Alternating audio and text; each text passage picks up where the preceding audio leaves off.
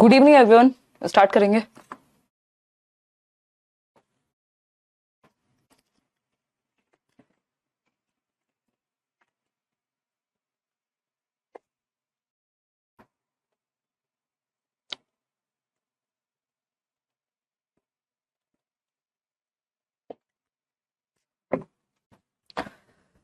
Good evening everyone, this is Himanshi and I welcome you all on career will app. Hopefully आप सभी बढ़िया होंगे, मस्त तैयारी हो रही होगी। एक छोटा सा नोटिस आया हुआ है जिसकी वजह से आप लोग परेशान हो गए होंगे, कुछ लोगों को अभी पता ही नहीं होगा। उस चक्कर में मुझे भी 2 मिनट लगे हैं।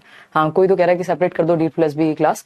सेपरेट ही चलती है क्लास, साथ में नहीं चलती है। ये कुछ टॉपिक्स हैं, कुछ थियरीज हैं जो आपको प्याजे हैं, वाइगॉस्की हैं। इसके बाद 1-2 ही क्लास बची हैं, फिर अलग ही हो जाएंगी क्लासेस आपकी, है ना। तो टेंशन नहीं लेनी, क्योंकि प्याजे आपको वहां भी सेम ही पढ़ना होगा, है ना। चलिए खैर, कहानी शुरू करते हैं। एक छोटी सी इन्फॉर्मेशन है सीटेट वालों के लिए। ये मैं पहली बार देख रही हूँ अपने जीवन काल में कि कोई पेपर ऑनलाइन गया और अब वो ऑफलाइन आ गया, है ना। अब ऑनलाइन से पेपर सीटेट का ऑफलाइन होगा। एक ही दिन में पेपर करा लेंगे। 20 अगस्त को 20 अगस्त की डेट आ गई है। पेपर क्या होगा? ऑफलाइन होगा। अचानक से जब जिसका मन करता है वो परिवर्तन ये लोग ले आते हैं, है ना। OMR पे पेपर आपका OMR शीट के थ्रू ही होगा, जैसे पहले हुआ करता था। ये ऑफिशियल नोटिस है ऑफिशियल वेबसाइट पे सीटेट की। अभी इसको यूट्यूब पे भी नहीं बताया, सबसे पहले आप ही के साथ चर्चा हो रही है, जस्ट थोड़ी देर पहले की ही बात है ना।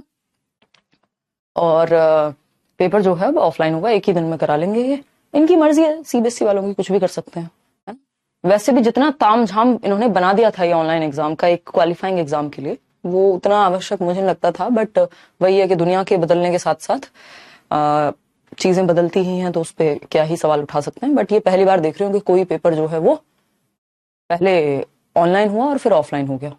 ये अपने आप में बहुत ही शॉकिंग बात है मेरे लिए भी। खैर कोई बात नहीं, ये ऑफिशियल वेबसाइट पे नोटिस दिया हुआ है। एक बार को तो मुझे भी लगा कि फेक होगा। तो 20 अगस्त की डेट जो है उसमें फाइनल है। और क्योंकि ऑनलाइन में पेपर कराने में इतना तामझाम था, इतने सारे इनको सेंटर्स बुक करने होते होंगे, उसमें भी आपका कंप्यूटर वाला, इतनी सारी शिफ्ट्स में पेपर होता है, फिर नॉर्मलाइजेशन का नाटक वो भी लगता नहीं है, फिर इतने सारे पेपर्स अपलोड करने पड़ते हैं। तो जो काम एक दिन में इनके लिए हो रहा था, एक सेट बनाना पड़ता था, काम खत्म था। अगर एक सेट बनाएंगे तो कंपैरेटिवली इजी भी होगा फिर पेपर, क्योंकि नहीं, पैटर्न में कोई चेंज नहीं है, सब कुछ एकदम सेम ही है। और बल्कि आपके लिए आसानी होगी। बस OMR का टाइम आपको थोड़ा सा निकालना पड़ेगा। उतना कॉम्प्लेक्स नहीं बना पाएंगे जितना ऑनलाइन में बना रहे थे, मुझे तो पर्सनली ऐसा ही लगता है। और एक दिन में पेपर आपका हो जाएगा, बात खत्म, ठीक है ना। तो चलिए खैर, धन्यवाद। इस बात को यहीं छोड़ते हैं। अब हम कहाँ जाएंगे? सेंटर चेंज होगा नहीं होगा वो सब बता देंगे, वो आपका इनका काम है आगे का। बट आपको ये बात दिमाग में रखनी है कि अब थोड़ा OMR ला करके प्रैक्टिस कर लेनी है, प्रिंट आउट लेकर के। चलिए खैर, समझते हैं कहानी है क्या। और आते हैं, हम प्याजे डिस्कस कर रहे थे कल। प्याजे समझते हैं आप? जीन प्याजे, है ना। क्वेश्चन इनसे आएगा ही आएगा, ठीक। तो अगर हम बात करते हैं किस चीज की? जीन प्याजे की। इसको हटा देते हैं अब, इसकी कोई आवश्यकता हमें नहीं है। कोई कह रहा है इक्विलिब्रेशन समझा दो। कल भी समझाया था, एक बार उसको खोल करके देखोगे तो बिल्कुल अच्छे से समझ में आ जाएगा। अभी और भी आएगी उसकी चर्चा। आप सच बोल रही हैं नरेश, मैं झूठ बोलती नहीं हूँ अपनी पर्सनल लाइफ में भी। 99.9% तो, है ना, मुझे जरूरत नहीं पड़ती है झूठ बोलने की, वो मेरा नेचर भी नहीं है, मैं झूठ क्यों बोलूंगी, है। देखो, और ये तो ऑफिशियल इन्फॉर्मेशन है, तो ऐसा भी नहीं है कि चलो मैं अनजाने में गलत बता रही हूँ, ऐसा भी नहीं है। D+B भी देखो जल्दी आने में है, कभी भी पटक सकते हैं ये उसको, है ना। चलिए खैर, कोई चेंज नहीं होगा, आपके लिए इजी रहेंगी। जो इंसान पढ़ रहा है उसके लिए कोई समस्या नहीं होती, चाहे कोई भी चेंज हो जाए। देखिए, समझते हैं कहानी है क्या। अगर हम बात करें, अब अगस्त तक का टाइम है आपके पास, मस्त तरीके से चलेंगे, टेंशन ही नहीं है, ठीक।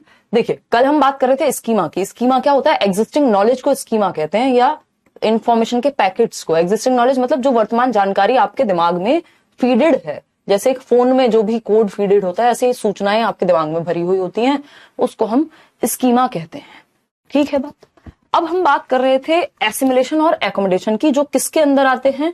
अडेप्टेशन की प्रक्रिया, यानी अनुकूलन के अंदर आते हैं। स्कीमा अपडेट होता है एसिमिलेशन और एकोमोडेशन की प्रक्रिया के माध्यम से, ठीक है बात।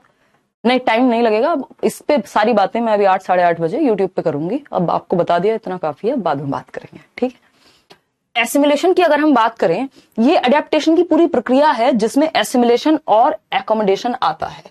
ये दोनों मिलकर के, कल भी बताया था, ये अडेप्टेशन के अंदर आते हैं। पीएनजी सहित ये कल ही आपको मिल जाएगा, मैंने अपडेट कर दी है पीएनजी। ठीक, एसिमिलेशन एंड एकोमोडेशन। हाँ, तो अगर हम बात करते हैं एसिमिलेशन यानी आत्मसात करने की, इसको कहते हैं आत्मसातीकरण, और एकोमोडेशन को समायोजन कहते हैं। क्या कहते हैं? समायोजन कहते हैं। ठीक, इन दोनों प्रक्रियाओं के थ्रू एसिमिलेशन में क्या होता है, आपके पास कुछ इंफॉर्मेशन है ना। देखिए एक बार समझते हैं। अब ऑनलाइन ऑफलाइन को छोड़ दीजिए, इस पर चर्चा यूट्यूब पे करेंगे। अगर हम बात करें एसिमिलेशन की, किसकी? एसिमिलेशन की। हालांकि मुझे पता है आज आप लोगों का मन लगेगा नहीं पढ़ने में। एसिमिलेशन यानी आत्मसात करना। आत्मसात क्या करना में क्या है? आपके पास एक स्कीमा है। क्या है? स्कीमा है। स्कीमा। ठीक, क्या किया आपने? कुछ ऐड कर दिया। क्या किया? कुछ ऐड कर दिया। भाई मुझे पता था ये पेन है, ये भी पेन होता है, ऐड कर लिया मैंने अपने स्कीमा में पेन के। ठीक है, क्या कर लिया? ऐड कर लिया इंफॉर्मेशन को, है ना, जोड़ लिया एक सूचना को। जो भी मेरी एग्जिस्टिंग स्कीम थी उसमें कुछ ऐड कर लिया। एग्जिस्टिंग स्कीमा में, एग्जिस्टिंग समझ रहे हैं? एग्जिस्टिंग स्कीमा में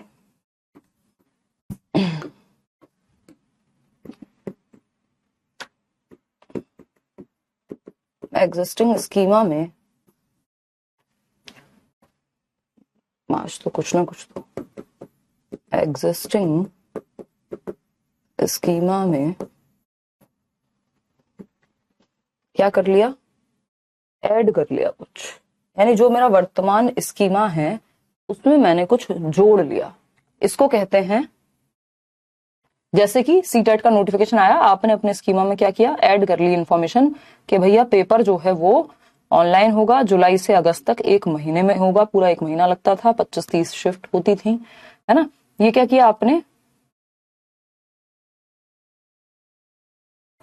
ये क्या किया आपने? ऐड कर लिया, मौजूदा जानकारी में ऐड कर लिया। ठीक है, बात इतनी बात क्लियर है या नहीं? एग्जिस्टिंग जो भी स्कीमा था, वर्तमान जो भी स्कीमा था, उसमें आपने ऐड कर लिया कि पेपर जो है जुलाई से अगस्त तक होगा और नोटिफिकेशन आ गया है, ऐड कर लिया। आज एक इंफॉर्मेशन आई कि पेपर ऑनलाइन नहीं होगा, क्या होगा? ऑफलाइन होगा। तो प्रीवियस स्कीमा में क्या करना पड़ेगा? चेंज करना पड़ेगा। इस चेंज को एकोमोडेशन कहेंगे। क्या कहेंगे? एकोमोडेशन कहेंगे, यानी समायोजन कहेंगे। अब परिवर्तन करना पड़ेगा पुरानी सूचनाओं में। अब तक आप मोबाइल पे ऑनलाइन टेस्ट दे रहे थे, मॉक टेस्ट, 70 चीजें कर रहे थे। अब क्या करना पड़ेगा? अब आपको ऑफलाइन प्रिंट निकाल करके एक शीट और उसमें गोले भरने पड़ेंगे। ठीक है, तो अगर हम बात करें तो चेंज करना पड़ेगा। देखो चेंज तो होता दोनों ही केसेस में है। जब आपने कुछ ऐड किया तब भी तो आपका स्कीमा चेंज हुआ, उसमें कुछ तो अपडेशन हुआ है। लेकिन वो वर्ड, ये की वर्ड्स हैं जिससे आसानी हो जाती है, अदरवाइज आपको पूरा क्वेश्चन पढ़ के समझना पड़ेगा। मॉडिफाई किया पुरानी सूचनाओं को। क्या किया? मॉडिफाई किया, एडजस्ट किया कुछ, जिसकी वजह से मैनिपुलेट किया, ये भी कह सकते हैं, मैनिपुलेट किया। ठीक है, ये कीवर्ड्स हैं। हिंदी में ये कीवर्ड्स नहीं होंगे सेम, इंग्लिश की तरफ आपको झांक के देख लेना है। ये क्या है? कीवर्ड्स हैं जो आपको किस तरफ लेके जाते हैं कि बात एकोमोडेशन की हो रही है कि पहले पेपर ऑफलाइन ऑनलाइन होना था, लेकिन अब पेपर क्या होगा? अब पेपर ऑफलाइन होगा। आपने पुराने स्कीमा में क्या कर दिया? चेंज कर दिया। क्या कर दिया? चेंज कर दिया। This is accommodation. जब आपने ऑनलाइन की इंफॉर्मेशन के सीटेट का पेपर ऑनलाइन होगा, उसको आपने ऐड किया था। उससे पहले जब ऑफलाइन होता था, जब उस बैच के लोगों को पता लगा होगा पेपर ऑनलाइन होगा, उन्होंने एकोमोडेट किया होगा और अपने स्कीमा में अपडेशन हुआ। ठीक है, तो चेंज करना, मॉडिफिकेशन करना, एडजस्टमेंट करना, मैनिपुलेट करना, एग्जिस्टिंग स्कीम्स को नई सूचना के आने की वजह से चेंज कर रहे हैं, नया स्कीमा बना रहे हैं, मॉडिफिकेशन ला रहे हैं, वो सब एकोमोडेशन में आते हैं, क्योंकि आप समायोजन कर रहे हैं, एडजस्ट कर रहे हैं। ठीक, वहीं अगर हम एसिमिलेट करने की बात कर रहे थे, तो जो आपका एग्जिस्टिंग स्कीमा है उसमें कुछ ऐड किया। एक क्वेश्चन आता है, एक सीता एक बच्ची है जो दाल चावल मिक्स करके खाना सीख रही है और खाती है दाल चावल मिक्स करके। ये क्या है, उसने ऐड किया है अपने स्कीमा में। ऐसा नहीं है पहले वो चम्मच से खाती थी अब हाथ से खाना सीख रही है। ये क्या है, ऐड किया है कुछ। एग्जिस्टिंग स्कीम में कोई इंफॉर्मेशन को ऐड करना क्या होता है, एसिमुलेशन होता है। आपको किसी ने बताया ये कैट होती है और इस कैट के क्या है, 4 पैर होते हैं, एक पूंछ होती है ना। ये सारी बातें आपको बताई किसी ने कैट के बारे में। ठीक है, आपने कहा ठीक है जी कैट है। अगली बार आपने कैट को देखा, आपने कहा हाँ कैट है, कोई दिक्कत नहीं, बैलेंस में है, आप इक्विलिब्रेशन में है, संतुलन में है। कैट को देख के कैट कहा संतुलन में है। लेकिन अगली बार आपने किसी छोटे कुत्ते को देख करके कैट कह दिया, एक बच्चे के रूप में, जब आप बच्चे हैं छोटे, ऐसा हो सकता है। तो आपको किसी ने कहा बेटा ये डॉग है, कैट नहीं है। अब आपके दिमाग में डिसबैलेंस आया, जो दिमाग में सूचना थी और जो दुनिया में बाहर आपने देखा वो बैलेंस में नहीं है। तो अगर हम बात करते हैं यहां, तो फिर आप उसको ठीक करेंगे, अपने पुराने स्कीमा में एडजस्टमेंट लाओगे, चेंज करोगे, मॉडिफिकेशन लाओगे और समझोगे कि भाई कैट और डॉग में ये अंतर होता है, और एक नया स्कीमा बनाओगे डॉग का, या फिर उसको चेंज कर लोगे जो पुराना स्कीमा है कि इसको कैट नहीं कहते, उसको एकोमोडेशन कहेंगे। जब सिंपली आपने कैट को ऐड किया था तो वो क्या थी, एकोमोडेशन नहीं, एसिमुलेशन थी। लेकिन जब आपने पुरानी सूचना को, पुरानी इंफॉर्मेशन को चेंज किया, मॉडिफाई किया, एडजस्ट किया, मैनिपुलेट किया, अपडेट किया, तो क्या कहलाया, एकोमोडेशन कहलाया। कोई कह रहा है कॉकरोच लग रहा है, हाँ। तो ऐसे ही हम स्कीमा को अपने अपडेट करते रहते हैं एसिमुलेशन और एकोमोडेशन की प्रक्रिया से। वोडाफोन वाला कुत्ता, हाँ कह सकते हो बिल्कुल। तो अगर हम बात करें, अब एक बात आपको समझनी होगी, चेंज और अपडेट दोनों ही केसेस में होता है। ऐसा नहीं है जब आपने पुरानी सूचना को परिवर्तित किया तब भी तो चेंज हुआ, और जब आप कुछ नया जोड़ रहे हैं तब भी चेंज होगा। तो अगर कायदे में देखा जाए तो ये कोई बता नहीं पाएगा, क्योंकि इसके लिए थोड़ा सा डीप पढ़ना पड़ता है या एक्सपीरियंस भी चाहिए होता है। ये जनरली बात कहते नहीं है लोग। अपडेट और चेंज दोनों ही सिचुएशन में होता है। चाहे आपने कैट के बारे में सीखा था पहले, तब भी आपके स्कीमा में कुछ चेंज हुआ होगा। जब आपने डॉग को सीखा या चेंज किया उस स्कीमा को, तब भी अपडेशन हुआ है। तो कुछ भी होगा, अपडेशन तो होगा स्कीमा में। लेकिन आपको ये वर्ड्स इजी होते हैं एकोमोडेशन के लिए। जब पेपर में यूज करता है वर्ड, तो ये शॉर्टकट्स हो जाते हैं। ऐसा नहीं है, कुछ इसके एक्सेप्शन भी है। 1-8% केस में ऐसा हो सकता है कि आपको पढ़ के समझना पड़ेगा पूरी लाइन में कहा क्या है। अदरवाइज अगर आप कंफ्यूज हो रहे हैं तो फिर आप इन कीवर्ड्स के थ्रू जाइए और पेपर को फटाफट से सॉल्व कर दीजिए। अगर आप पढ़ के समझ पा रहे हैं तो फिर तो वेल एंड गुड, फिर तो कैसे भी आप कर सकते हैं। ठीक है, क्लियर है? हाँ, कोई दिक्कत नहीं, ओम आप यहीं पे मैनेज कीजिए बस। हाँ ठीक है, क्लियर है बात। लव यू मैम, बहुत मस्त पढ़ाते हो, प्रिंट हो जाता है दिमाग में, बहुत बढ़िया। नहीं चले, हाँ कोई बात नहीं, आगे बढ़ते हैं, समझते हैं कहानी है क्या। ये जिनकी क्लास नहीं चल रही है वो एक बार ऑन एंड ऑफ करके एप्लीकेशन से चेक कर लिया करो। शुरू के 10 मिनट के अंदर अंदर क्लास चल जाती है। अब कुछ थोड़ा सा समझते हैं। ऐसा भी हो सकता है, आपको बताया गया था कि एक बर्ड होती है जो आसमान में उड़ती है, उसका ऐसा सा एक शेप और साइज होता है।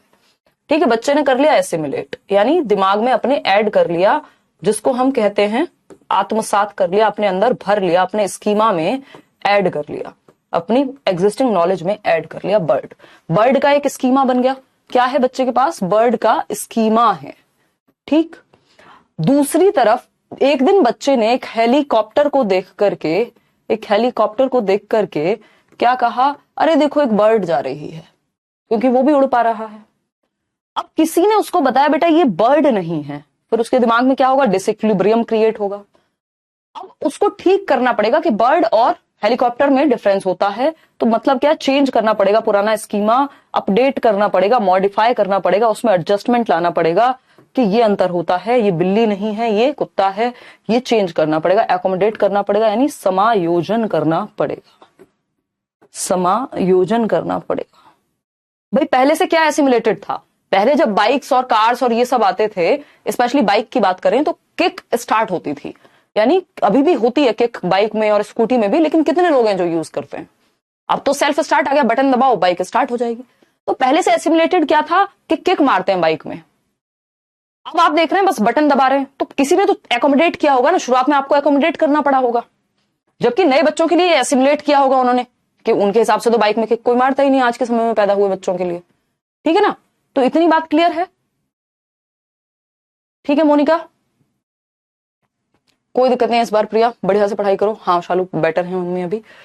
बर्ड और हेलीकॉप्टर के डिफरेंस में आपने बर्ड को एसिमुलेट किया, लेकिन गलती से जब हेलीकॉप्टर को बर्ड बोल दिया तो आपको वो स्कीमा को चेंज करना पड़ेगा। ठीक है, क्या करना पड़ेगा, चेंज करना पड़ेगा। इतनी बात हमें क्लियर है। अब इसको एक चार्ट के माध्यम से समझ लेते हैं कि कहां कंफ्यूजन होती है। ये है एक चार्ट जो पूरी आपकी एडेप्टेशन की प्रक्रिया को शो करता है। महेश कह रहे हैं इनकी बाइक में किक ही नहीं है ना, समझ गए। तो अडेप्टेशन क्या है, ये है अनुकूलन की प्रक्रिया, जिसमें ये एसिमिलेशन और एकोमोडेशन दोनों आते हैं। कल बताया था इक्विलिब्रेशन के अंदर आता है अडेप्टेशन और ऑर्गेनाइजेशन, और अडेप्टेशन के अंदर आता है एसिमिलेशन और एकोमोडेशन। ठीक है ना, ठीक है, क्लियर है। जैसे इसको आप ऐसे मान सकते हो कि आपने आपके आप आए, आपके यहां रूम के स्विच आपके दिमाग में होते हैं कि किस स्विच को प्रेस करने से या ऑन करने से कौन सी लाइट ऑन होगी आपके रूम की, या फैन किससे ऑन होता है, ये आपने एसिमुलेट किया हुआ है। एक दिन क्या हुआ, आपका इलेक्ट्रीशियन आया और कुछ प्रॉब्लम हो गई आपके उस स्विच में, दूसरे स्विच से जोड़ के चला गया उसको। अब आप 2 दिन तक गलत स्विच दबाते रहेंगे, क्यों, क्योंकि आपको लगता है यार पंखा तो पहले वाले स्विच को दबाने से चलता था, लेकिन अभी वो चेंज हो चुकी है। तो उस सूचना को एकोमोडेट करना पड़ेगा ब्रेन में, समायोजन करना पड़ेगा उसका। ठीक है ना, क्लियर है। बहुत बढ़िया, हिमांशु कह रहे हैं हम हिंदी मीडियम से, लेकिन पूरी लैंग्वेज आपकी समझ लेते हैं यार, कोशिश भी वैसी ही रहती है। क्लियर है। देखो इसमें बाद और पहले की कहानी नहीं है एसिमिलेशन और एकोमोडेशन में, कि ये पहले होगा ये बाद में आएगा, ये कोई 1 2 3 की प्रोसेस नहीं है। ये डिपेंड करेगा, दोनों चलते रहते हैं, किसी केस में कुछ, किसी केस में जैसे जरूरत पड़ेगी वैसे। एकोमोडेशन में कई बार आप नया स्कीमा भी क्रिएट करते हैं, अगर एडजस्ट नहीं कर पा रहे हैं तो नया स्कीमा बनाएंगे। एसिमिलेशन में आप प्रीवियस स्कीमा में ऐड कर लेते हैं। ठीक है ना। तो अगर हम बात करते हैं एसिमिलेशन की, तो ये क्या हुआ, आपने कुछ ऐड किया, यहां आपने कुछ मॉडिफाई किया। 1% केसेस में ऐसा हो सकता है कि मॉडिफिकेशन लिखा हो, लेकिन वो आपको पूरा सेंटेंस पढ़ के समझ आएगा कि एसिमिलेशन की बात हो रही है कि एकोमोडेशन की बात हो रही है। ठीक है ना। अब हम देखते हैं आपने कुछ एसिमिलेट किया। क्या एसिमिलेट किया कि भाई ये कैट होती है जिसके 2 कान होते हैं, 4 पैर होते हैं, एक पूंछ होती है। ठीक, एसिमिलेट कर लिया। म्याऊं म्याऊं भी करती है, ये भी एसिमिलेट कर लिया। अब आपने अगली बार कैट को देखा तो आपका ब्रेन क्या है, संतुलन में है। इक्विलिब्रेशन यही तो होता है, एक इसके अंदर भी इक्विलिब्रेशन है, वो हम इक्विलिब्रियम पढ़ रहे थे। वहां पे हम क्या पढ़ रहे थे, इक्विलिब्रियम, जिसमें एडेप्टेशन और ऑर्गेनाइजेशन की प्रोसेस थी। अब एडेप्टेशन के अंदर एक चीज होती है इक्विलिब्रेशन, बात बराबर ही है दोनों की, लेकिन ये कैसे वर्क करता है ये इसके अंदर आएगा।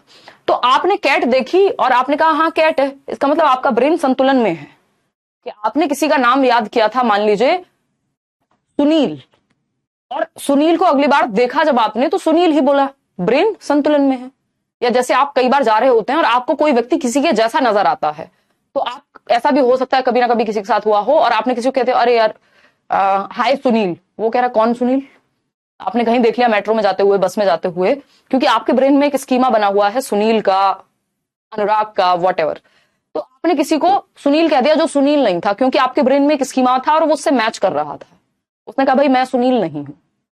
अब जब अगर वो सुनील होता तो आपका ब्रेन संतुलन में रहता, लेकिन नई सिचुएशन आई और आपने सुनील को सुनील ना कह के किसी और तीसरे को सुनील कह दिया। अब आपका ब्रेन डिसइक्विलिब्रियम में जाएगा, असंतुलन में जाएगा। 1 सेकंड के लिए ही जाए बेशक, कि अच्छा यार मुझे सॉरी मुझे लगा था कि तुम मेरे दोस्त जैसे लगते हो, तो आपका ब्रेन उसको ठीक कर लेगा, एकोमोडेट कर लेगा। ठीक, तो यहां पे जब बच्चे ने कैट की जगह नई सिचुएशन आई और डॉग देखा, छोटा डॉग देखा, वोडाफोन वाला कुत्ता, वो जो छोटा सा आता था पहले, है ना, उस डॉग को देख करके कहा किसी बच्चे ने कि यार इसके भी 2 पैर हैं, 4 पैर हैं, एक पूंछ है और 2 कान हैं, ये भी कुत्ता ही है, सॉरी ये भी कैट ही है। हो सकता तब तक उसने भौंक के ना बताया हो, है ना। तो अब नई सिचुएशन में उसने कहा ये भी कैट ही है, लेकिन किसी ने कहा बेटा ये कैट नहीं होती। जब तक उसको वो कैट लग रही थी, दिमाग बैलेंस में था, इक्विलिब्रेशन में था, संतुलन में था। नई सिचुएशन में जैसे ही उसने कैट की जगह डॉग को कैट कह दिया, तो किसी ने कहा बेटा ये डॉग होता है, ये कैट नहीं है। अब उसका ब्रेन किस में गया, डिसइक्विलिब्रियम में गया, असंतुलन में गया। कि यार जो मेरे दिमाग में है, जो मेरे ब्रेन में फीडेड है, जो मेरे स्कीमा में फीडेड है, वो दुनिया में इक्वल उसमें नहीं है, बैलेंस में नहीं है। मैं कैट कह रहा हूं जिस चीज को, और कोई कह रहा है कि ये कैट नहीं है, तो ये क्या हुआ, जो दिमाग में सेव्ड है, जो बाहर की इंफॉर्मेशन मैच नहीं हो रही। ठीक है ना, तो डिसइक्विलिब्रियम आ गया ब्रेन में। अब कोई समझाएगा बेटा डॉग में और कैट में ये अंतर होता है, इसकी आवाज अलग होती है, ये अलग ब्रीड है, ये चेंजेस है, तो उसको पुराने स्कीमा को चेंज करना पड़ेगा, एकोमोडेट करना पड़ेगा। या तो उसके पास डॉग का स्कीमा होगा, उसमें फिट कर लेगा कि ये भी एक तरह का डॉग होता है, या फिर वो नया स्कीमा बनाएगा डॉग के बारे में। वो प्रक्रिया कहां होगी? एकोमोडेशन में होगी, समायोजन में होगी। ईदर ही और she will create the new schema और अपडेट करेगा प्रीवियस वन को या मॉडिफाई कर लेगा। समझ पा रहे हो या नहीं समझ पा रहे हो? बताइए एक बार। हाँ, ये ऑफलाइन की बात मैं बता चुकी हूँ शुरुआत में ही। आज मुझे लग नहीं रहा आप लोग पढ़ने के मूड में हैं, सभी बहुत परेशान हैं, है ना, और कुछ लोग खुश हैं, तो ये खुशी थोड़ी होल्ड कर लीजिए, पढ़ लीजिए। हाँ ठीक बात है इंदिरा, समझ गए, ये सबके साथ हुआ है कभी ना कभी। क्लियर है? हाँ, वो कह रहा है मेरे घर में नेगेटिव माहौल से भी डिसइक्विलिब्रियम हो जाता है। हो सकता है, बिल्कुल पॉसिबल है। चलें खैर आगे बढ़े, कोई दिक्कत नहीं है, कोई दर्द समस्या परेशानी यहां तक कुछ हो। ऑफलाइन होगा पेपर, मैं बता चुकी हूँ शुरुआत में, एक बार आप लोग लेट आए हैं। ठीक है, बहुत अच्छे से समझ में आ गया। चलिए फिर, बहुत बढ़िया। आते हैं, और क्वेश्चन से भी आ जाएगा अच्छे से समझ। आते हैं, आगे बढ़ते हैं। इस पूरी प्रोसेस को, एसिमुलेशन, एकोमोडेशन, इसके अंदर जो भी है, इनको सबको मिलाकर के एडेप्टेशन कहते हैं। ठीक है ना? चलिए अब पहली स्टेज पे आते हैं पियाजे की। पियाजे ने कितनी? 4 स्टेजेस दी हैं। कल हमने 4 फैक्टर्स की बात की थी पियाजे के, 4 फैक्टर्स, 4 एलिमेंट्स। आज हम 4 स्टेजेस ऑफ कॉग्निटिव डेवलपमेंट की बात करेंगे जो पियाजे ने दी है। 4 stages of cognitive development, cognitive development यानी संज्ञानात्मक विकास की 4 अवस्थाएं पियाजे के द्वारा जो गिवन है। ठीक है, समझे? इक्विलिब्रेशन इज सिंपल, जो दिमाग में है, जो दुनिया में है, दोनों बैलेंस में है। ठीक। 4 स्टेजेस ऑफ कॉग्निटिव डेवलपमेंट, संज्ञानात्मक विकास के चरण कितने दिए हैं पियाजे ने? 4। संज्ञानात्मक विकास के 4 चरण। ठीक है जी, क्लियर है? कोई दिक्कत परेशानी दर्द समस्या यहां तक मेरे ख्याल में नहीं होना चाहिए। अगर हम बात करें SPCF,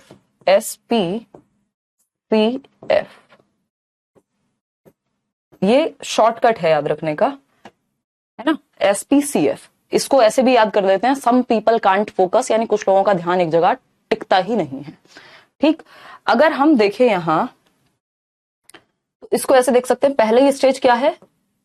S for sensory motor, संवेदी परक, संवेदी गामक, गत्यात्मक, ये सब बोल देते हैं। बट आप ये इंग्लिश में याद रखेंगे क्योंकि हिंदी में बहुत सारे नाम हैं, हिंदी में भी पढ़ाऊंगी मैं, बट ये शॉर्टकट इंग्लिश के लिए बनाए जाते हैं क्योंकि इनकी स्टेजेस बदलती नहीं है, हिंदी में नाम बदलते रहते हैं।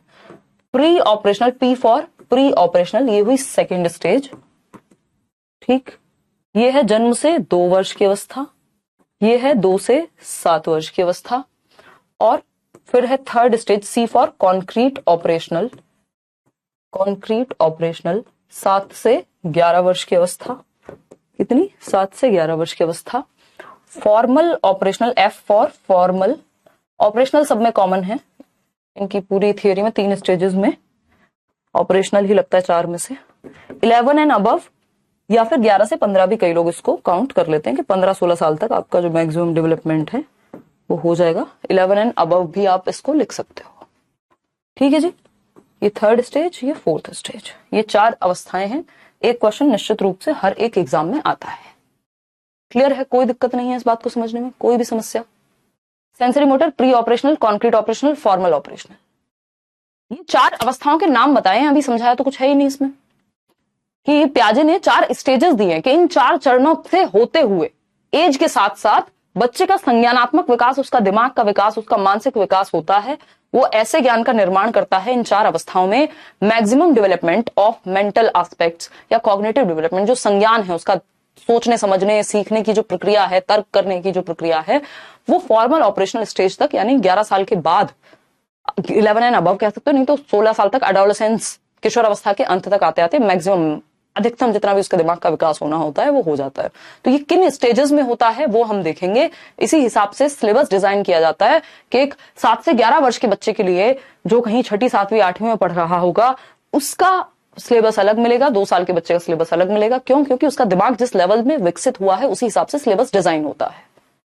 पूरी लाइफ के लिए नहीं है ये लाइफ स्पैन थियोरी नहीं है, वो एरिक एरिक्सन ने दी है जो लाइफ स्पैन थियोरी है। ठीक है ना, स्कूल चिल्ड्रन के लिए है, इतनी बात क्लियर हो पा रही है या नहीं हो पा रही है? किसी कोई तो कह रहा है क्लास अटक रही है, आपके यहाँ इंटरनेट की दिक्कत होगी, फिर भी मैं टीम को एक बार बोल देती हूँ।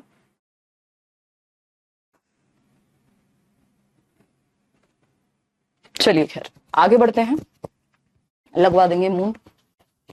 हिंदी में बताएंगे, अभी तो बस नाम बताएं। ये याद रखने का तरीका इंग्लिश में ही है। SPCF, S for sensory motor, जन्म से 2 वर्ष, P for pre operational, C for concrete operational, F for formal operational. एक नंबर का क्वेश्चन तो आपसे सीक्वेंस पे पूछ लेता है कि पहले सेंसरी आएगा कि प्री ऑपरेशनल आएगा, या कौन सी 4 अवस्थाएं हैं। समझ पा रहे हो बात को? चलिए खैर अब इन स्टेजेस को एक एक करके पढ़ना शुरू करते हैं। पहली स्टेज SPCF में जो S है, that stands for sensory motor stage. जन्म से 2 वर्ष, बर्थ टू 2 ईयर्स या 0 to 2 ईयर्स लिख सकते हैं। वैसे 0 कुछ होता नहीं है जब बच्चे का जन्म हो गया तो, लेकिन ईयर्स की फॉर्म में 0 कह सकते हैं। क्यों? क्योंकि 1 साल कब बनता है? जब 365 दिन पूरे हो जाते हैं। तो 0 to 2 ईयर्स इसलिए इसको लिख सकते हैं। तो सेंसरी मोटर स्टेज को गत्यात्मक अवस्था या इंद्रिय गामक अवस्था भी कहते हैं, या संवेदी परक भी कह देते हैं, है ना। इंद्रिय गामक अवस्था, जन्म से 2 वर्ष, इंद्रिय गामक अवस्था। सेंसरी मोटर ये बना ही है सेंसेस प्लस मोटर एक्टिविटीज। जो पहली स्टेज है सेंसरी मोटर, मैं प्याजे बहुत धीरे पढ़ाती हूँ क्योंकि दिमाग से ऊपर चला जाता है समझाने के बावजूद भी, क्योंकि कई लोगों ने हवा बनाया हुआ है प्याजे का कि हाय रे ये तो समझ में नहीं आएगा, जबकि ये बहुत इंटरेस्टिंग थियरी है। ये आपने समझ लिया, आधा चाइल्ड डेवलपमेंट समझ में आ जाएगा। ठीक है, थोड़ा सा पढ़ लो, ये वाली स्टेज पढ़ लो। आज मैम कल पढ़ाना, आज मन नहीं कर रहा। मैं समझ रही हूँ आपकी जो सीरेट वाली समस्या है ना। संवेदी परक या गत्यात्मक अवस्था, गत्यात्मक अवस्था, ये जितना जल्दी ये दोनों थियरी कंप्लीट हो जाएंगे, आपकी क्लासेस भी अलग अलग हो जाएंगे। फिर 0 to 2 ईयर्स ऑफ एज। ठीक, अगर ये बैच में पहले हो चुकी होती लीड प्लस बी की तो अलग अलग ही करानी पड़ती। ठीक, अगर हम बात करते हैं, इसका नाम ही है, नाम से ही निकाल लीजिए, सेंसेस। सेंसरी का मतलब क्या है? सेंसेस प्लस मोटर एक्टिविटीज, इससे बना है सेंसरी मोटर। मोटर क्या है हमने पढ़ा है? Motor development, gross motor skills, fine motor skills, याद कीजिए। सेंसेस का मतलब क्या है? ज्ञानेंद्रियां। ज्ञानेंद्रियां आपकी जो 5 ज्ञानेंद्रियां हैं, सेंसेस हैं आपके, आपकी आंखें, आपकी जीभ, आपकी स्किन जिसको टच कहते हैं हम, सुनना, है ना। तो हियरिंग, सीइंग, टेस्टिंग, टचिंग, ये सब क्या है? फील जिसको कह देते हैं। ये 5 हमारे सेंसेस हैं जिनके माध्यम से हम दुनिया की समझ बनाना शुरू करते हैं इस उम्र में। दूसरी चीज है मोटर एक्टिविटीज। मोटर एक्टिविटीज क्या होती है? गत्यात्मक क्रियाएं, गति करके, चल के, फिर के, दौड़ के, उठ के, तो ये गत्यात्मक क्रियाएं हैं। तो इसमें आपके 5 सेंसेस और एक्टिविटी जो फिजिकल एक्टिविटी है, उससे बच्चा दुनिया की समझ बनाता है इस स्टेज में। बात सही है या नहीं है? समझ में आ रहा है या नहीं है? बताओ एक बार। सर कल सैटरडे क्लास होगा कि नहीं? यार कल मैं जहां तक एक्स्ट्रा क्लास लगवाऊंगी, या तो सेम टाइम पे रहेगी, आप एक बार टाइम टेबल में चेक कर लेना, है ना। इस वीक आपकी कुछ छुट्टियां हुई हैं तो हो सकता है कि मैं कल आपकी क्लास लगवा दूं और ये थियरी हम कंप्लीट कर लें। इजी रहेगा ऑफलाइन में, टेंशन मत लो आप लोग, ठीक है ना। तो इसको हम आएंगे, अभी उस पर सुरभि आएंगे, डोंट वरी। या फिर हो सकता है सिर्फ सीटेट वालों की क्लास लग जाए कल, जो उनका वो पेंडिंग टॉपिक है एक, वो हो जाए। तो आप टाइम टेबल में चेक कर लेना एक बार। मोटर का मतलब है, मोटर क्या है? गति करती है ना मोटर, तभी मोटर कहते हैं हम। मतलब गत्यात्मक क्रियाएं, चलना, फिरना, दौड़ना, भागना, उछलना, कूदना, ये सब गत्यात्मक या मोटर एक्टिविटीज कहलाती हैं। सेंसेस क्या है? 5 सेंसेस। मैं देख पा रही हूं आपको, आप मुझे सुन पा रहे हैं, टच या फील कर सकते हो आप, है ना, टेस्ट कर सकते हो, ये सब क्या है? आपके 5 सेंसेस हैं। तो बच्चा जन्म से 2 वर्ष में, उसको पहले से तो पता नहीं है कि किसको क्या कहते हैं, उसको तो पेन का भी नहीं पता, दुनिया में क्या हो रहा है उसका भी नहीं पता, लेकिन वो अपने सेंसेस से और मोटर एक्टिविटीज से, यानी अपने इन 5 सेंसेस से, टच करके, फील करके, है ना, किसी हर चीज को टच करेगा। उसे पता नहीं है, गर्म का भी तब पता लगेगा जब हाथ जल जाएगा, जब टच कर लेगा वो। चलना, फिरना, दौड़ना, भागना, टच करना, अपने सेंसेस से देखना, इन सब के थ्रू वो अपनी दुनिया की समझ बनाने की कोशिश कर रहा होता है इस उम्र में। ठीक है जी, कोई दिक्कत नहीं है, क्लियर है ना, कोई दिक्कत नहीं है। तो ये एक बेसिक बात हुई। इससे एक क्वेश्चन भी आता है कि वो कौन सी अवस्था है जब बच्चे अपने, मैं इसमें एक नोट डाल के लिख सकते हूँ, ये मेरा स्टेटमेंट है, समझाने के लिए मैं लिखती हूँ, बुक में भी मिल जाएगा आपको, जो मेरी बुक है। Senses are teachers. इस उम्र में जो सेंसेस हैं और मोटर एक्टिविटीज हैं, वही टीचर्स का काम करते हैं, क्योंकि बच्चे को, भाई स्कूल तो जाता नहीं है वो इस उम्र में, सेंसेस आर टीचर्स, यानी वो कहां से दुनिया की समझ बनाएगा। जैसे हम टीचर्स से सीखते हैं वैसे ही ये जन्म से 2 वर्ष का बच्चा अपने सेंसेस से सीखता है। इसमें पूछा क्या जाता है, पूछ सकता है वो कौन सी स्टेज है जब बच्चे, children love to think with their eyes, ears and hands in this stage. And hands in this stage. कौन सी स्टेज है भाई? In this stage. कौन सी स्टेज है? सेंसरी मोटर, संवेदी परक, सेंसरी मोटर, जन्म से 2 वर्ष कि वो बच्चे अपने हाथों से, अपने कानों से और अपनी आंखों से सोचते हैं, वो कौन सी अवस्था है। यानी वो अपनी समझ का निर्माण अपने सेंसेस के माध्यम से कर रहे हैं, ये पूछा है। इन शॉर्ट कौन सी अवस्था है? यही अवस्था है जिसको हम कहते हैं क्या? Sensory motor. हाँ बिल्कुल अनामिका, ये ऑफिशियल न्यूज है, पेपर ऑफलाइन होगा, वेबसाइट पे डाला हुआ है उन्होंने 20 अगस्त को। देखिए, तो अगर हम बात करते हैं तो ये सेंसरी मोटर स्टेज हुई। Children love to think with their eyes, ears and hands, मतलब अपने हाथों से, अपनी आंखों से, अपने कानों से सोचते हैं। सोचते हैं का मतलब क्या है? अपनी दुनिया की समझ बना रहे हैं। वो टच करके ही पता लगाएंगे कोई चीज गर्म है, ठीक है ना। तो ये यही अवस्था है, सेंसरी मोटर स्टेज की बात हो रही है। एक और बड़ी इस चीज की इस स्टेज की एक विशेषता है, वो है रिफ्लेक्स एक्शंस होते हैं। बेसिकली रिफ्लेक्स एक्शंस क्या होते हैं भाई? पलकों का झपकना, आंखों का झपकना, दिल का धड़कना, ये सब चीजें। तो बेसिकली वो एक्शंस कर करके चीजों को टच करके फिर उसको पता लगने लगता है क्या गर्म है क्या ठंडा है, ठीक है। बहुत सारे रिफ्लेक्सेस जो है वो खत्म होते हैं और कुछ रिफ्लेक्सेस रह जाते हैं जीवन भर के लिए। जैसे एक रूटिंग रिफ्लेक्स होता है, ऐसे टच करोगे बच्चे को तो ऐसे करेगा, वो सब धीरे धीरे खत्म होने लगते हैं, ठीक। अब एक चीज है जो बहुत इंपॉर्टेंट है इस स्टेज से, हमेशा क्वेश्चन हर पेपर में, केवीएस हो, डीट प्लस भी हो, कुछ भी हो, ऑब्जेक्ट परमानेंस। ऑब्जेक्ट परमानेंस यानी वस्तु स्थायित्व। क्या कहते हैं इसको? वस्तु स्थायित्व। वस्तु स्थायित्व हिंदी में कहते हैं, ठीक है जी। अब वस्तु स्थायित्व क्या है, इससे एक चीज जुड़ी हुई है जो आप लिख सकते हैं, out of sight, out of sight, out of mind, out of mind, ठीक है। Out of sight, out of mind यानी जो नजर के सामने नहीं है वो दिमाग से भी निकल जाएगा। होते ना कुछ लोग, आपकी बहुत अच्छी दोस्ती थी, फिर आपके किसी एक दोस्त ने या दोस्तनी ने शहर बदल लिया, वो कहीं किसी और कंट्री में जाकर के रहने लग गए। तो अब आपको लग रहा है कि बहुत अच्छी दोस्ती है, बट धीरे धीरे धीरे धीरे जहां आप रोज मिलते थे, रोज बात करते थे, अब महीनों हो जाते हैं, सालों हो जाते हैं बात हुए, है ना। आपको कोई दुख भी पड़ता है तो आप किसी और को ढूंढते हैं, उस व्यक्ति से बात एज सच नहीं होती है उतनी जितनी हुआ करती थी। हुआ क्या ये भाई? Out of sight, out of mind हो गया। जो नजर के सामने नहीं है वो दिमाग से भी धीरे धीरे धीरे धीरे दूर होने लगता है। बात सही है या नहीं है बताइए? समझना और प्रैक्टिस करना सुधा यही है। कोई आपका स्कूल का पेपर नहीं है, कोई आप नर्सरी क्लास में नहीं है कि अगर हम बात करें सही तरीका पेडागोजी पढ़ने का, सुधा पूछ रही हैं, या इवन मैं पढ़ाने की भी बात करूं, यहां पहले आपको समझ, 2 स्टेप हैं। एक तो आपको समझ में आ जाए, अब वो आपको बुक से समझ आया, टीचर से समझ में आया, बेसिकली वो थियरी समझनी है, समझ में आ जाए। और दूसरा आप प्रैक्टिस कर लें क्वेश्चन उस टॉपिक के, दैट्स इट। कोई हार्ड एंड फास्ट रूल नहीं है यहाँ, कोई स्कूल का सिलेबस नहीं है ना। इस चीज को हमें ध्यान रखना है, ठीक है।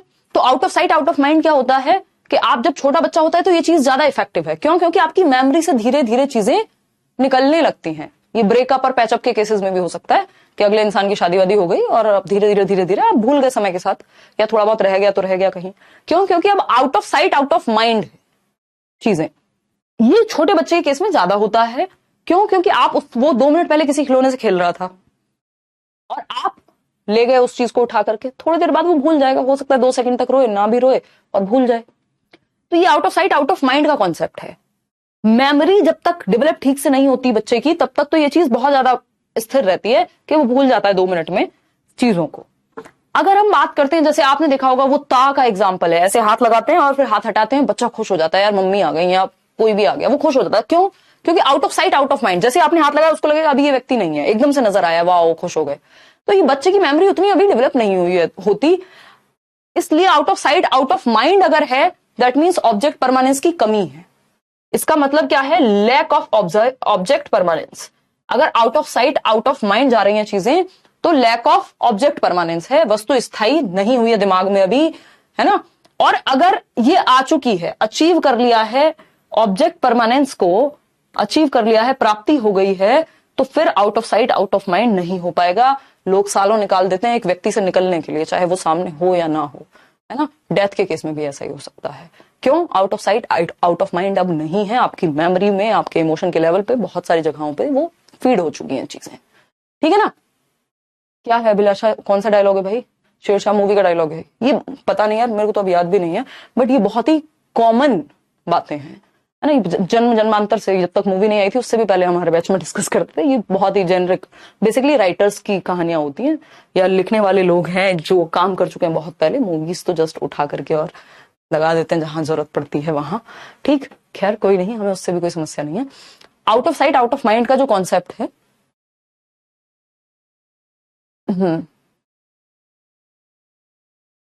समझे हम थोड़ा सा। देखो, अगर इस ऑब्जेक्ट इसकी कमी है कि बच्चे के सामने आप कुछ लेकर के आते हो, हटा लेते हो उससे, कोई खिलौना है उसको चादर के नीचे छिपा दिया और बच्चा उसको ढूंढता नहीं है, दैट मीन्स अभी ऑब्जेक्ट परमानेंस नहीं आई है। जन्म से 2 वर्ष की ही कहानी होगी, लगभग 6-8 महीने तक तो ऐसा ही होता है, बच्चा नहीं ढूंढेगा। फिर उसके बाद धीरे धीरे धीरे धीरे वो उस चीज को ढूंढने लगेगा, या उस खिलौने के लिए रोएगा, या मम्मी की याद में रोएगा।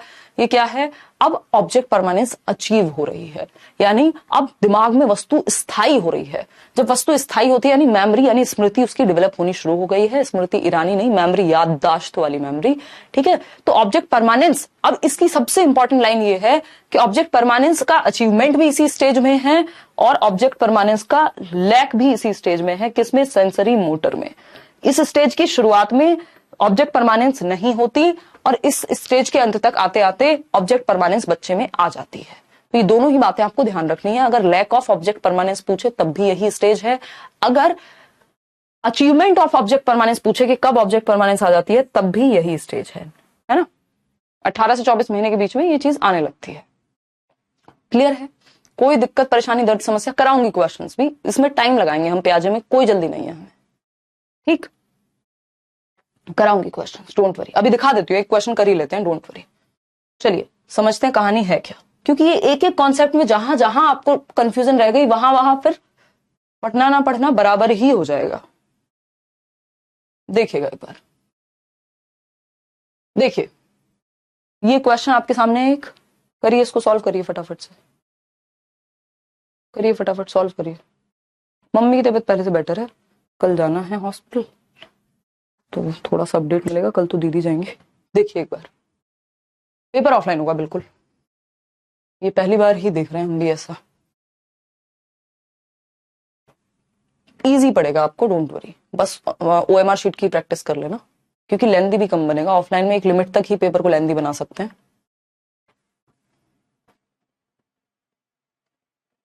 9 महीने के बाद शुरू हो जाती है ये चीज प्रीति, पूरी तरह से अचीव नहीं हो जाता, वो समय लगता है फिर।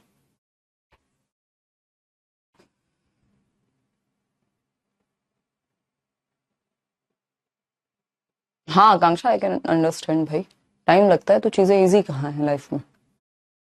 This is bitter truth of life. सही कह रहे हैं खाड़ी सा। हाँ एक टाइम के बाद ऐसा हो जाता है। और बताइए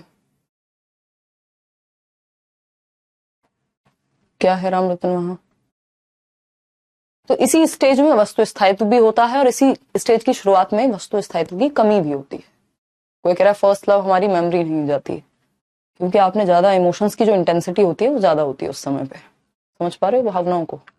और ऐसा जरूरी नहीं है, कई लोग भूल जाते हैं। वो लॉ ऑफ प्राइमेसी है थॉर्नडाइक के अकॉर्डिंग, कभी पढ़ाएंगे आपको, अभी सीटेट में तो जरूरत नहीं है। ऑफलाइन होगा जी पेपर। जवाब दो फटाफट से, सी ऑप्शन कह रहे हैं सभी। चलिए समझते हैं। अकॉर्डिंग टू जीन पियाजे, when a child is shown a toy and then it is hidden. यानी एक बच्चे को जब एक टॉय, एक खिलौना दिखाया जाता है, मान लीजिए एक खिलौना है, दिखाया गया और अब इसको छिपा लिया गया पीछे ऐसे, इंस्टेड ऑफ फॉरगेटिंग, यानी बच्चा भूलने की बजाय about it the child tries to find that toy. अब वो ढूंढेगा, अरे कहाँ है, नहीं नहीं आपने इस हाथ में रखा है, यहां रखा है, वहां रखा है, वो ढूंढेगा। At dash stage this characteristic is found in the child and it is called. ये किस स्टेज में ये कैरेक्टरिस्टिक पाया जाता है और इसको क्या कहते हैं? बताइए किस स्टेज की विशेषता है ये और इसको क्या कहते हैं, ये पूछा है।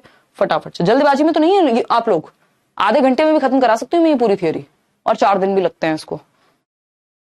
डिपेंड करता है आप किस मूड में हैं पढ़ने के। बताइए फटाफट से। आज आपने पानी नहीं पिया? यार बॉटल है ही नहीं है, आज मैं जूस पी के आई हूं तो प्यास लगी भी नहीं अभी तक। मुझे भी लगता है पूजा के ऑफलाइन में बड़े क्वेश्चंस नहीं आने चाहिए, अगर आ गए तो बैंड बच जाएगी आपकी। बहुत बढ़िया प्रतिभा। मैम विकास की प्रक्रिया मूर्त से मूर्त है या मूर्त से मूर्त? क्या कहना क्या चाहते हो भाई? किस कॉन्टेक्स्ट में यूज हुआ है, दोनों ही चीजें सही हो जाएंगी। अगर आप डेवलपमेंट, संज्ञान की प्रक्रिया की बात कर रहे हो, संज्ञानात्मक विकास की प्रक्रिया की, तो वो मूर्त से अमूर्त जाता है ना? ठीक है श्रद्धा, सब ठीक है भाई। चलें आगे बढ़ें, आराम से चलिए। चलिए मतलब कोई जल्दबाजी नहीं है किसी को, सिलेबस हो जाएगा खत्म, क्यों टेंशन लेते हो? वो मेरी टेंशन है। बल्कि मुझे तो अच्छा है ना, एक टॉपिक में एक दिन में खत्म कर जाऊं, काम ही खत्म हो गया। पैवलव भी नहीं आता आपके पेपर में, डोंट वरी। पैवलव, स्किनर ये सब नहीं आते सीटेट में, उसके अलावा तो आते हैं। हाँ 4 दिन के बाद मूड में हूँ, इलेबोरेट करने से अच्छा होता है। वेरी गुड, बहुत बढ़िया देवाशीष। एकोमोडेशन चलता रहता है, मनीला एकोमोडेशन चलता रहता है, एसिमुलेशन एकोमोडेशन सारी स्टेजेस में या जीवन पर्यंत भी चलता रहता है। ऐसा थोड़ी है कि आपने बस एक बार एसिमुलेट कर लिया, समय के साथ एकोमोडेट करते रहते हैं आप, फिर एसिमुलेट करेंगे कुछ नया। ऐसी एडेप्टेशन की प्रक्रिया चलती रहेगी, एक देश से दूसरे देश में गए तब भी चलती रहेंगी, ठीक है ना? सब अलग अलग जवाब दे रहे हैं। अब आ जाते हैं कहानी है क्या, सी ऑप्शन भी कई लोगों ने कहा है, समझते हैं। अगर हम बात करते हैं यहाँ किस चीज की, जीन पियाजे के अनुसार जब किसी बच्चे को खिलौना दिखाया जाता है और फिर छुपा दिया जाता है, वह उसे भूलने की बजाय खिलौने को खोजने की कोशिश करता है। बालक में यह विशेषता किस उम्र में आ जाती है, किस अवस्था में पाई जाती है, इस विशेषता को क्या कहते हैं? आपको सिंपल याद रखना है, जब भी इस अवस्था की बात हो ना कि ये कब हो रहा होगा, तो ये हमेशा सेंसरी मोटर में होगा। कहाँ होगा? सेंसरी मोटर में होगा। ठीक, तो कौन सी अवस्था होगी भाई? यहीं पे out of sight out of mind भी होता है और यहीं पे ये चीज खत्म भी हो जाती है। क्यों? क्योंकि इसी स्टेज में लैक भी है इसका और अचीवमेंट भी इसी स्टेज में है। इसको क्या कहते हैं? It is called object permanence. It is called object permanence. क्या कहते हैं? ऑब्जेक्ट परमानेंस, वस्तु स्थायित्व का गुण कहते हैं, और ये संवेदी परक अवस्था में या इंद्रिय गामक अवस्था में प्राप्त होता है। ठीक है ना? लता आपके कमेंट का जवाब दे दिया। सुशील कह रहे हैं 3rd नंबर, हाँ बिल्कुल सही है। ठीक है जी, बहुत ज्यादा एफर्ट लगाते हैं तभी इसलिए समझ में आता है और कनेक्ट होता है। बहुत बढ़िया जी। फिर पॉइंट नहीं है ना, एक तो ऑनलाइन में वैसे ही आप बहुत सारी चीजें जो पूछ सकता है इंसान सामने से वो नहीं पूछ पाता, और एलैबोरेटेड भी ना हो तो और समस्या है।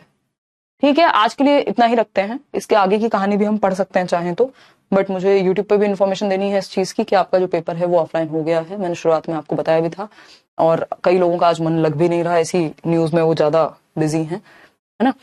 तो ये एक बात हो गई। आज की कहानी यहीं समाप्त करते हैं, और इसमें अभी हमें गोल डायरेक्टेड बिहेवियर एंड ऑल पढ़ना है, वो हम पढ़ेंगे। ठीक है, और इसकी आगे की कहानी हम कल रखें। कल आपकी क्लास होगी, और हो सकता है 2 क्लास भी हो जाए, क्योंकि सीटेट की एक क्लास है जो कंबाइंड क्लास है जो मुझे अलग से लेनी है। ठीक है जी, या फिर ये मतलब एक बार मैं बात करके कल टीम से सेम टाइम पे ही लगवा दूंगी जहां तक है क्लास। ठीक, थैंक यू सो मच, धन्यवाद।